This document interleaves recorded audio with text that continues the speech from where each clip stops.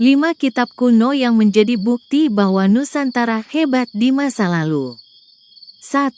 Kitab Negara Kertagama. Negara Kertagama memiliki arti negara dengan tradisi, agama, yang suci.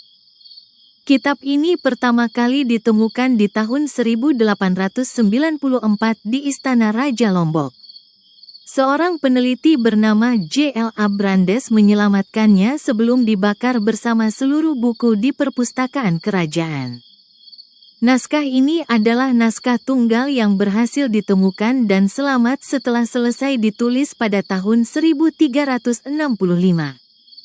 Kitab ini ditulis oleh Empu Prapanca yang merupakan nama samaran dari Dang Acarya Nadendra, seorang bekas pembesar agama Buddha di Kerajaan Majapahit saat Prabu Hayam Wuruk berkuasa. Kitab yang merupakan syair kuno Jawa atau Kakawin ini menceritakan kejayaan Kerajaan Majapahit saat itu.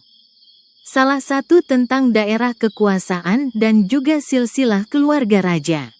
Penemuan kitab ini menjadi bukti jika di masa lalu, Nusantara pernah dikuasai kerajaan hebat dengan tradisi kelas tinggi. 2. Kitab Sutasoma. Kitab Sutasoma adalah sebuah kakawin atau syair Jawa kuno yang berisi banyak bait. Orang yang menggubah kitab ini hingga terkenal sampai sekarang adalah Empu Tantular. Ia disuruh oleh Hayam Wuruk yang saat itu masih menjadi raja. Kitab ini berisi banyak sekali hal hebat yang masih dipakai sampai sekarang. Anyway, tahukah Anda jika semboyan negara kita ini diambil dari kitab yang dibuat pada abad ke-14 itu, Bhinneka Tunggal Ika, yang berarti berbeda tapi tetap satu jua adalah petikan bait dari kitab ini. Karya sastra ini juga berisi banyak sekali pelajaran yang berharga. Salah satunya ada mengajarkan toleransi beragama, sesuatu yang saat ini sudah mulai luntur.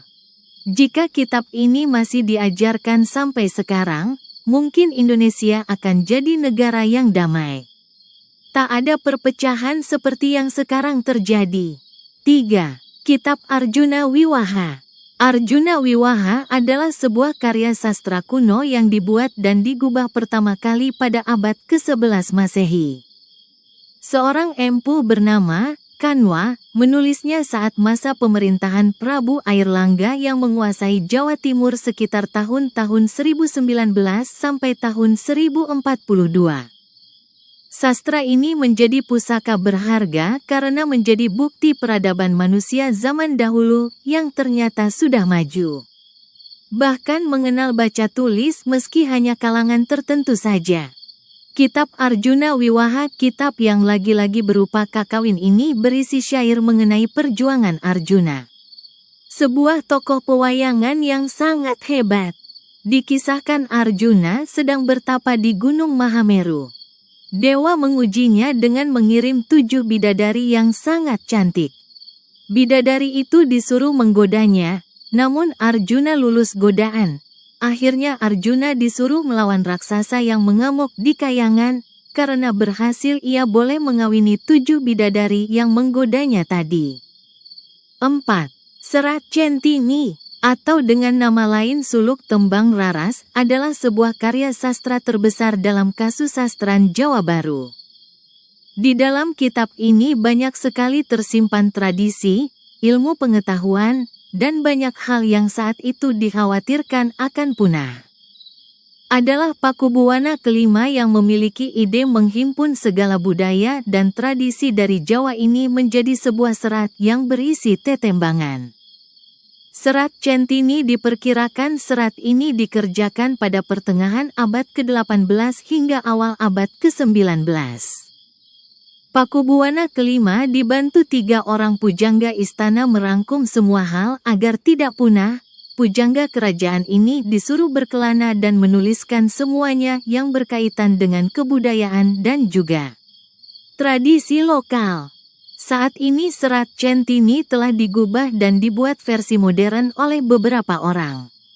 Bahkan ada yang membuatnya dalam versi novel trilogi agar mudah dicerna. 5. La Galigo. Lagaligo adalah karya sastra paling panjang di dunia saat ini. Berisi sekitar 6.000 halaman, dan 300.000 baris teks membuat Lagaligo saat dikagumi di dunia. Karya ini dibuat sekitar abad ke-13 dan ke-15 Masehi oleh bangsa Bugis kuno. Huruf yang digunakan dalam Lagaligo masih menggunakan huruf Lontara kuno yang tak semua orang bisa membacanya. Lagaligo berisi banyak sekali sajak tentang penciptaan manusia. Selain itu juga cerita mitos hebat yang kadang masih diceritakan turun-temurun. Lagaligo dipercaya ditulis sebelum epik Mahabharata ditulis di India. Saat ini sebagian besar manuskrip asli dari Lagaligo terselamatkan dan tersimpan rapi di Museum Leiden, Belanda. Dari 5 kitab kuno karya sastra di atas, menunjukkan jika bangsa kita sangatlah hebat di masa lalu. Meski dengan keterbatasan, mereka bisa membuat sesuatu yang bisa dibilang abadi. Semoga generasi muda sekarang tidak lupa siapa leluhurnya, bisa melanjutkan kehebatan Nusantara.